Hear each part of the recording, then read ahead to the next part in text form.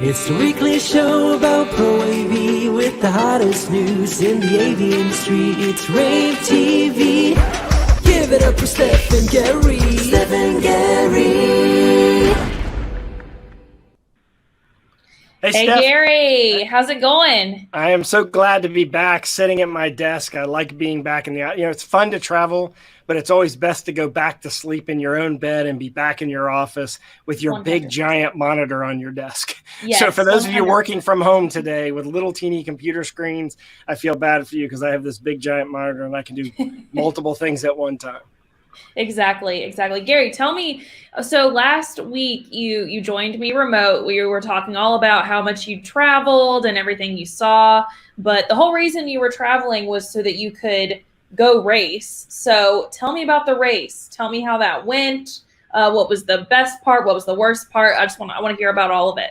Well, first, I want to welcome everyone to rAVe TV. Today's episode of rAVe TV. We're coming to you live on Twitter, coming to you live on LinkedIn, coming to you live on our website at ravepubs.com. Always every Wednesday at noon. We have a giant announcement in 4 minutes. Announcement in 4 minutes. We're going to shock the industry with this announcement. I assure you, you're going to be really impressed with this announcement. But yes, I drove across the country with my daughter, and we both raced in Escape from Alcatraz triathlon. It was my 6th time doing it, her 3rd time doing it, but it was the first time we did it at the same time because we always kind of missed each other. The swim was terrible.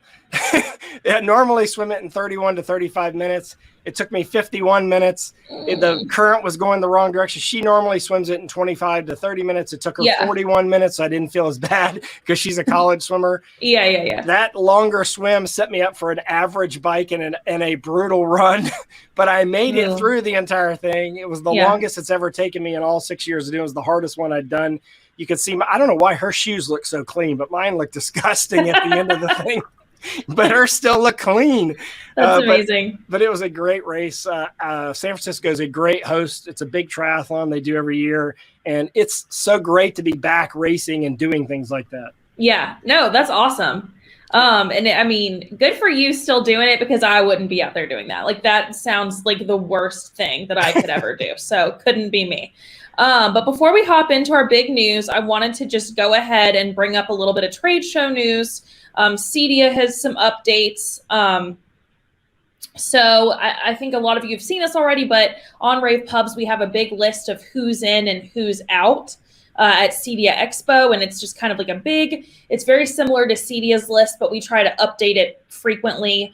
And we just updated it this morning because Crestron announced that the company would no longer be attending CEDIA. And it was going to be a big deal that they were attending because it was going to be like their first CEDIA in like 6 or 8 years or something, but they will no longer be in attendance. So, I mean, it's not that they don't want to be there. I mean, obviously. Oh, 100%. Yeah. It's all because of they obviously want to keep their company safe, and they felt that that was the best decision to do so. So I have no feelings or anything on anyone who comes versus doesn't come. I think that it really just depends on what's going to be safe and what's going to be the best option for you and your company. So and the big ones to drop out in the last week are obviously Legrand and Crestron being the two of the biggest. Snap One had already dropped out, and Savant too.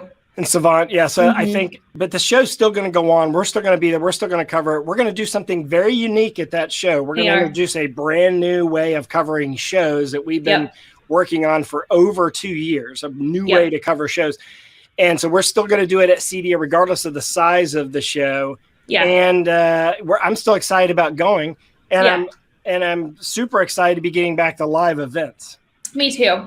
And just really quick, I did also want to announce that DSS Europe 2021 announced a few months ago that the show this fall is going to be completely in person, but that's also no longer happening. The show has been canceled, and Bob Snyder wrote up an article on that. That's also living on rAVe Pubs. Once again, I have no feelings toward anyone who chooses to cancel shows or pull out of shows because I think it all just depends on what's going to be the safest for the people going and for the manufacturers who are potentially sending their workers there. So if this is the best option for them, I think that they're completely good in doing that.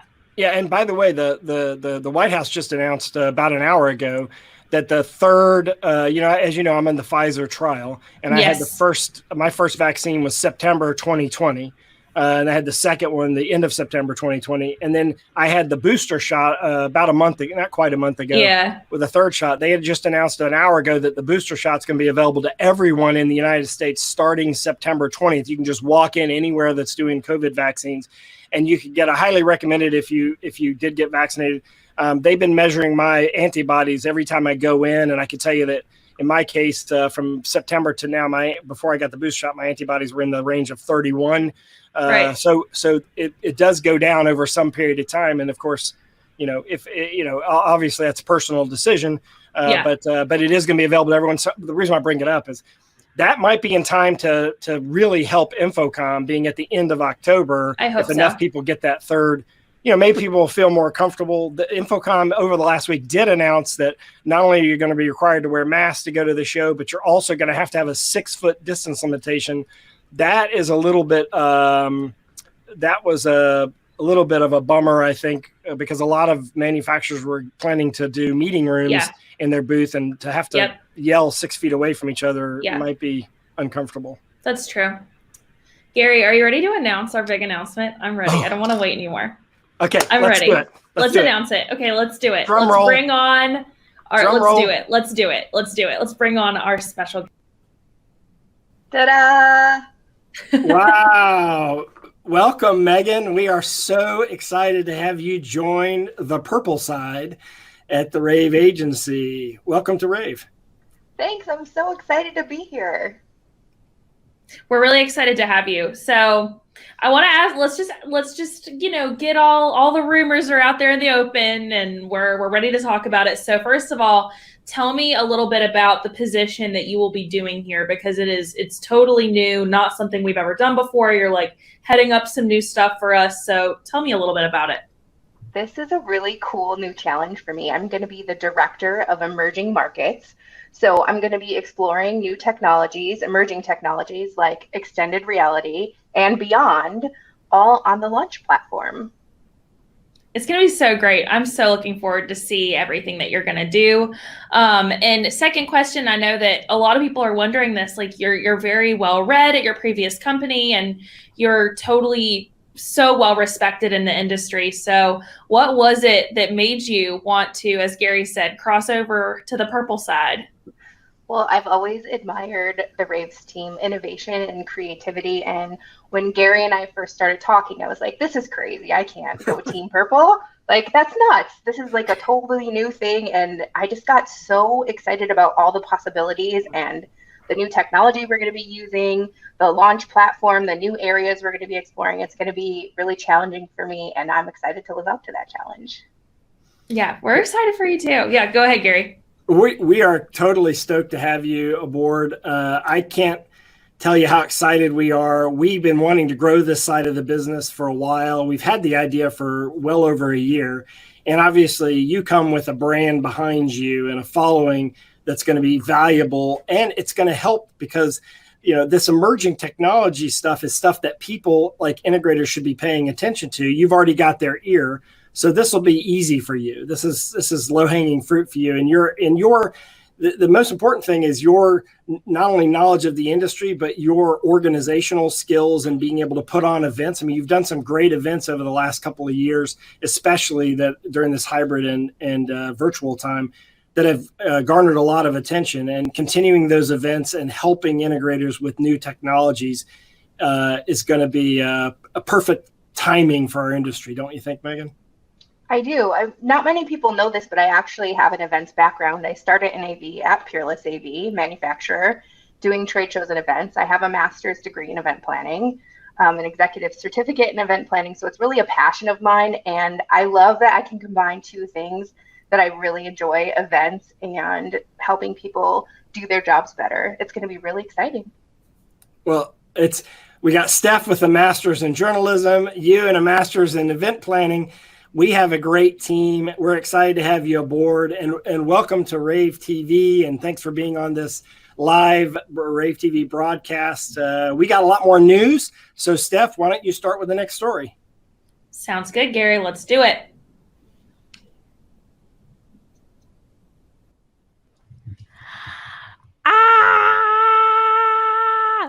Yeah, you magically changed your headphones out really quick, and I magically added this fantastic podcasting microphone just so quickly, so magically. The magic of live. We are decked out in Shure stuff. Yeah, we are. I'm so excited to have a really good microphone. Me too. The microphone I was using was Blue. It was good. This Shure microphone is great. It blows away what I've had before. I was always envious when I interviewed people from Shure because they always had the audio always sounded so good. Yeah. But I was kind of embarrassed to ask them for a microphone and change it. And I also didn't want to change my setup because it's, once you get it going, once you have something you're comfortable with, it's hard to be like, oh, let me add in something new, right? But they sent us this whole kit and said, literally, this is plug and play. You don't have to do anything.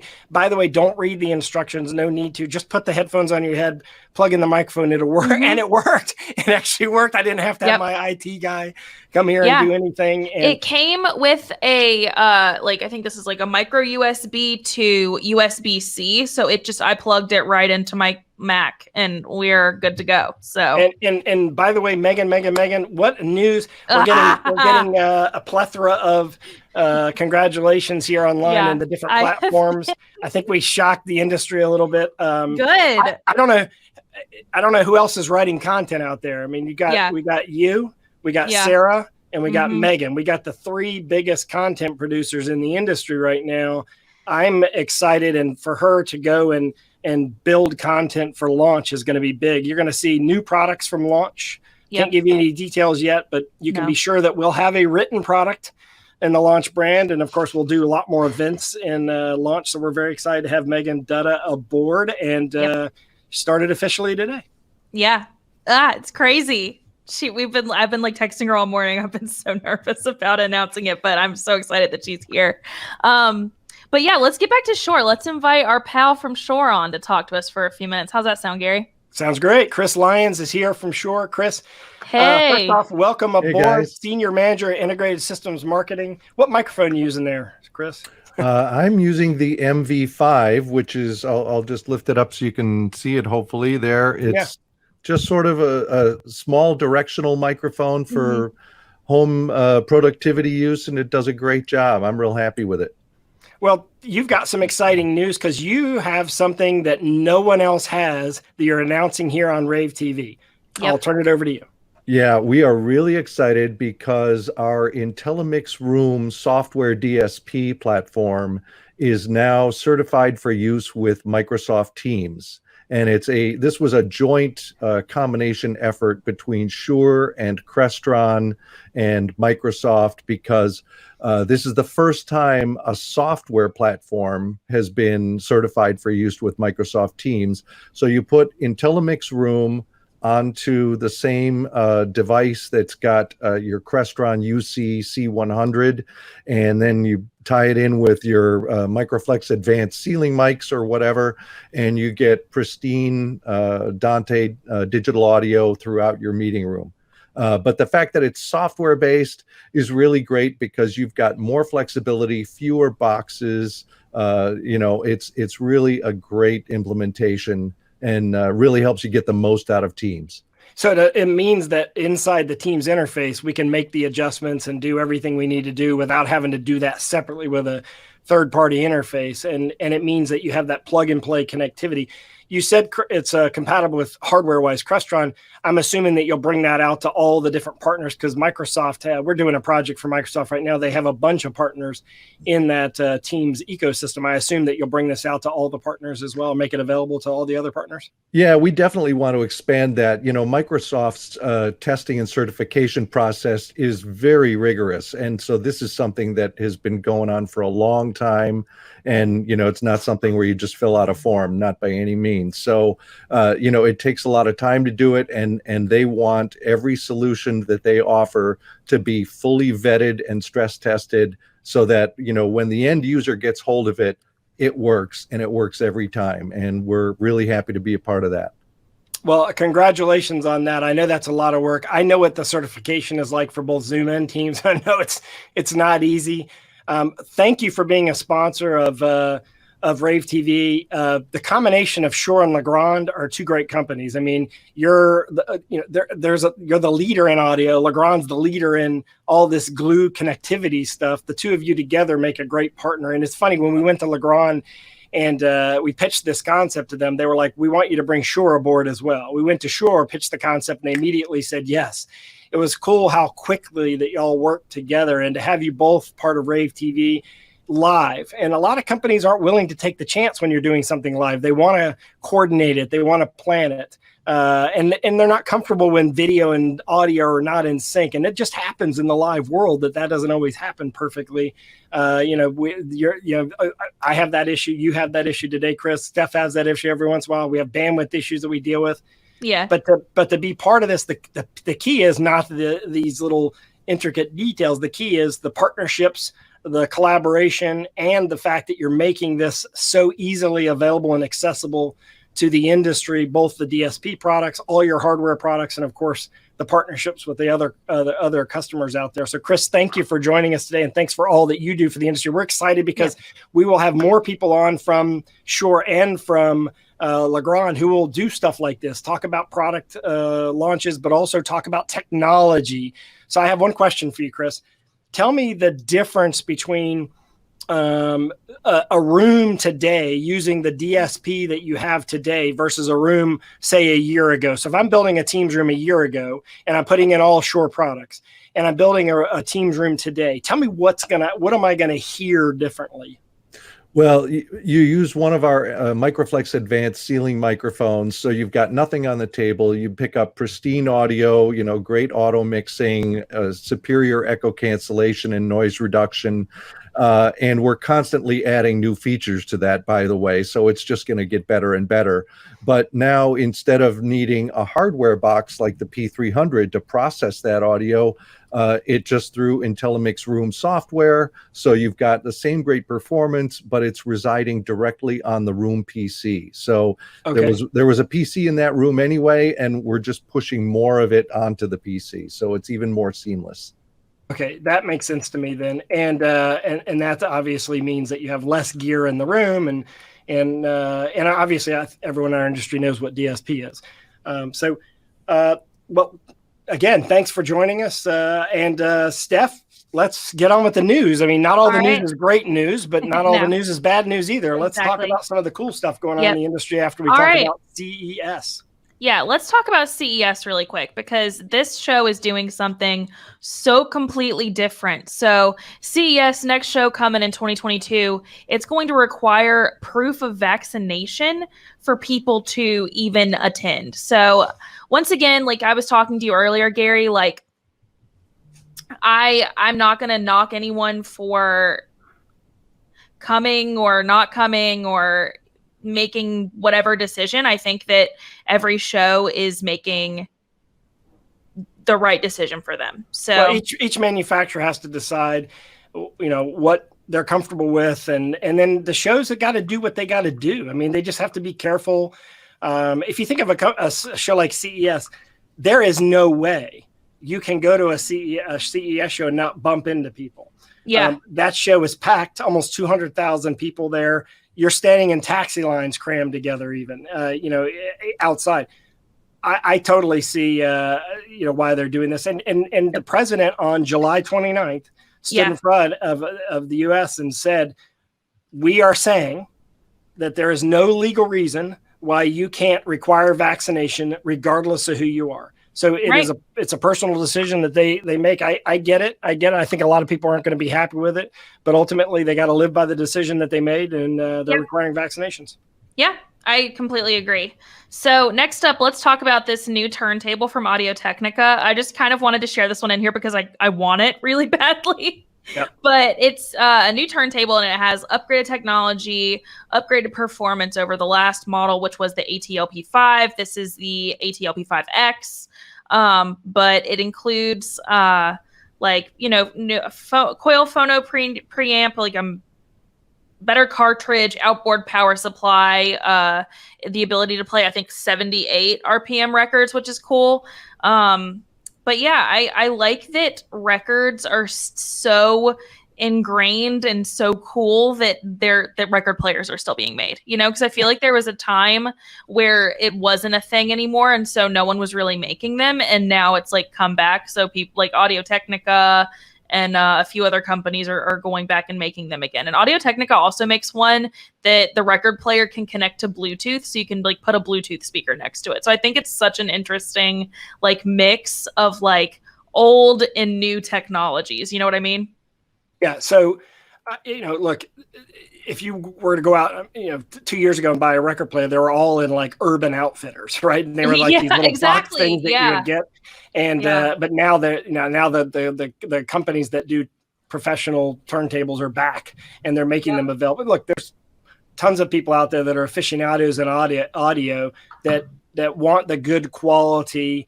They have an album collection and they want to play their vinyl when they want to play it, and they want to have something good quality to play it on, and that's why it's there. So exactly. Hey. Yep. And like my dad has a record player, and he used to have like a huge collection of records, like a giant library. And when records kind of stopped being cool and like stopped being really playable the first time, he got rid of his entire record collection so that he could switch to CDs, because he was like, I'm an early adopter, like I'm switching to CDs.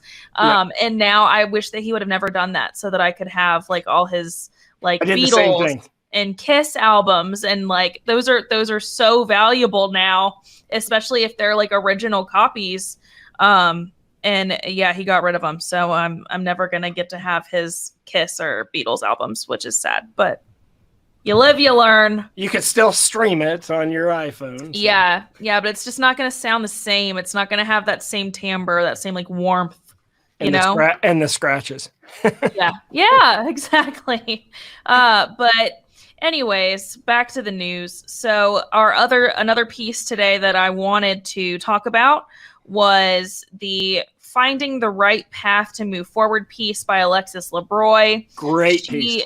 Yeah. So this came about because I was talking to her recently, and we were talking about how a lot of people in the rental and staging energy industry have like had to look for other positions and other jobs. And she was kind of writing, it's kind of about like everyone has to make the choice that's right for them. And so we shouldn't knock people for leaving the industry to go do something else. We shouldn't knock people for coming into the industry, but in a different way. If they were previously in rental and staging, that everyone's just out here trying to live, trying to make things work. And it's life, and we're all going to try to find the right path to move forward. So I thought it was a really great piece, and she's just a really great writer. And I have a lot of respect for her. She really humanizes what she writes, and I think that's the key there. And we love having her part of the blog squad. Yeah. What's up, Steph? What else? All right. So our other piece today, it's another blog. This one's from Michael Katz. He's typically our digital signage writer, but he writes just with general business advice when dealing with clients, dealing with coworkers, and it is about communication, baby, because it is the key to success. And he's right, like so many projects, so many things that we work with, even, internally, externally, if you have poor communication skills, chances are it's not going to go well. So he writes about how to communicate effectively and how much better and like smoother your projects and everything will go if you just communicate with the people that you're working with, which seems like it would be common sense, but for some people it's not. So you have to be really intentional and really think about what's the best communication method for this person, because it's not going to be the same across the board. So he gave a few examples of like good, bad communication practices that have been done throughout the different projects he's worked on in AV. And I think it's really useful and like a nice reminder for everybody, because, we're coming out of COVID. Like a lot of us have just like kind of forgotten. Mm-hmm. Well, we're not coming out of COVID. I mean, but we're coming out. Yeah. But a lot of us have kind of forgotten how to be like not socially awkward also. So it's just like good general advice. we're at some point in time, we're all socially awkward, Steph. So trust me. But I think that mine was because of COVID. I think it was because I was like holed up in my house. So I think like the first time I went to a restaurant, like after COVID had begun, I didn't remember how to like order food from a waiter. Like I was like, I don't know, but that's neither here nor there. So I've got one last thing I wanted to show you guys, and that is about Lightware's MX Matrix series. And this is my case study of the week, mostly because it's about producing a little virtual thing for Billie Eilish, which I love her. She's another group, or not a group, she's a person. She's another singer that the team her and her brother make up a group. Her brother plays all the music and she does all the lyrics. And he writes a lot of it. He helps her write a lot of it. So I guess it's kind of a group, but it's a group effort. But yeah, so it's all about how like XR is coming, which like Gary, this is something you talk about all the time, like XR. Happening. She did a concert where she wasn't actually there, but they use LED display to make it look like she's there. And cool. and you know, this is the future. And the future is, you know, here's a way to frame it. Here's a different way to frame it, because you will totally identify with this, and all of you who are watching who have younger kids will identify with this. That's true. While we're out buying higher resolution and bigger TVs, our kids are in their rooms watching TV on this, right? They're fine with the size of screen here. Yeah. So they don't need 8K, 4K. They just want the content, right? That's true.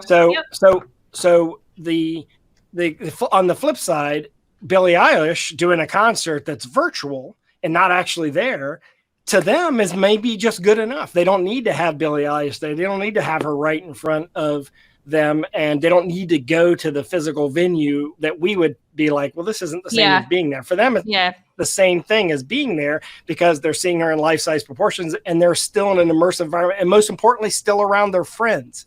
That's true. That I think is the future. The future of XR, VR, AR technologies is providing immersive experience that are personalized. And I think that's why it's going to grow big. And that's going to be a big part of the future of launch. But Billie Eilish and her brother Phineas aren't the first ones to use this technology. Like Katy Perry has done this. Blink 182 has done this. I think like MTV did a music award sort of through like XR rather than hosting one in person. So I think like if anything, COVID has kind of pushed this technology to the forefront and kind of encouraged it to continue developing quicker and to bring it into, you know, the average person's knowledge much quicker. Yeah, because otherwise I think that would have been something that would still be developing like maybe 5 years from now. But because of COVID and because there are really like no other options and because people don't feel comfortable, it's forcing it to, you know, become a household name that people are starting to realize and recognize, like, oh, well, this is what XR is. Got it. Yeah, exactly. And so people will get it. We're gonna do more on it. It's gonna be integrated into the launch platform. We're gonna see a lot more on it. Some future features coming to launch. We're really excited about. Steph, I love doing this show every Wednesday. It's me and Steph. Every once in a while, we're gonna have to. One of us is gonna disappear, and the other one's gonna have to do the show by themselves, which is basically what I made you do the other week. That's fine. But in the meantime, it's going to be both of us doing the show. Yes, most of the time it will be both of us if we can help it. Yeah. So anyway, thanks for joining us, everyone. Thanks. Have a great day. And of course, you can always come back to ravepubs.com, LinkedIn, Twitter, and next week we'll start again with Facebook. So for Rave TV, everyone. All right. Bye. We'll see you next week. Bye. It's the weekly show about Pro AV with the hottest news in the AV industry. It's Rave TV. Give it up for Steph and Gary. Steph and Gary.